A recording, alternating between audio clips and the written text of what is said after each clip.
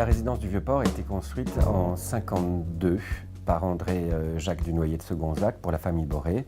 Cet immeuble est très intéressant au-delà du côté bien dessiné, c'est qu'il a été construit d'une structure très très légère sur 3 petits immeubles 18e dont les commerces au rez-de-chaussée ont fonctionné tout le temps de la construction.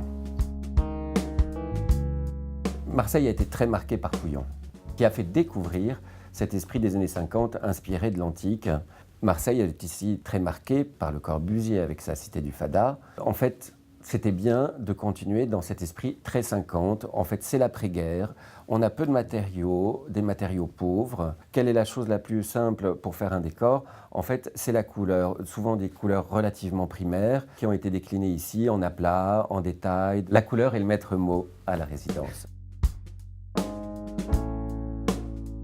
Au moment du projet de l'hôtel, en 2008, donc en fait il fallait du mobilier d'esprit 50 qu'on ne trouvait pas dans le commerce. Donc en fait il a fallu tout dessiner, tout fabriquer, bureau, bibliothèque, tête de lit, luminaire, même les tissus qui ont été dessinés spécialement pour la résidence. Presque toutes les chambres ont des loggias. Et en fait avec cette baie vitrée et la loggia et la vue derrière, les chambres font en même temps beaucoup plus grandes qu'elles ne sont aussi.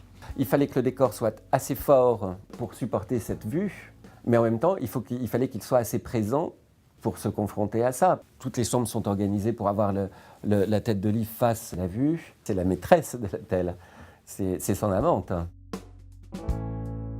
La salle de bain sont des carreaux blancs de nuances tout un petit peu différentes pour leur donner un côté ancien, comme si le carrelage avait été posé il y a 60 ans.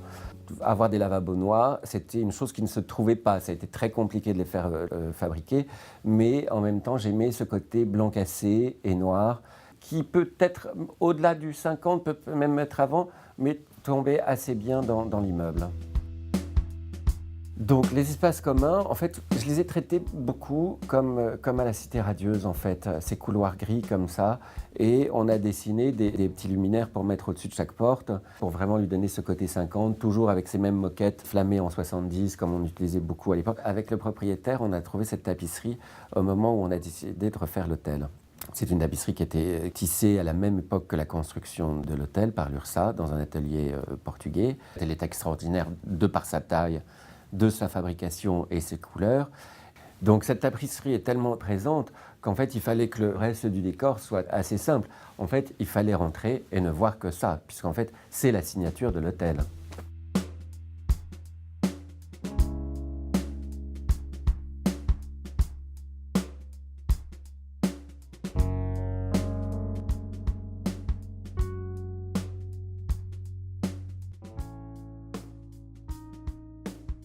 Vous remarquerez que dans la salle du petit déjeuner, il y a une petite partie qui est prise sur l'immeuble 50, une autre partie qui est prise sur un immeuble 18e, avec des volumes différents et des fenêtres différentes. Et donc là, je me suis dit, en fait, ce serait mieux de faire quelque chose plus un peu dans l'esprit classique.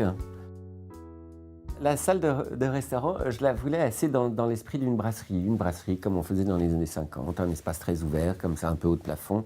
Et en fait, avec plein de sortes de lumières différentes pour pouvoir organiser un joli éclairage le soir, faire plusieurs ambiances. Au rez-de-chaussée, au moment l'immeuble a été vidé entièrement, toiture refaite, toutes les huisseries refaites, et au rez-de-chaussée, donc on s'est retrouvé avec ces 3 petits commerces avec des vitrines disparates en fait. Donc il a fallu recréer toute une façade qui relie pour le coup, créer quelque chose qui n'existait pas et qui soit cohérent complètement avec la façade. Donc on a repris la pierre de rogne qui fait tous les bâtiments 50 du Vieux-Port, et puis des grandes ouvertures en acier, un peu travaillées.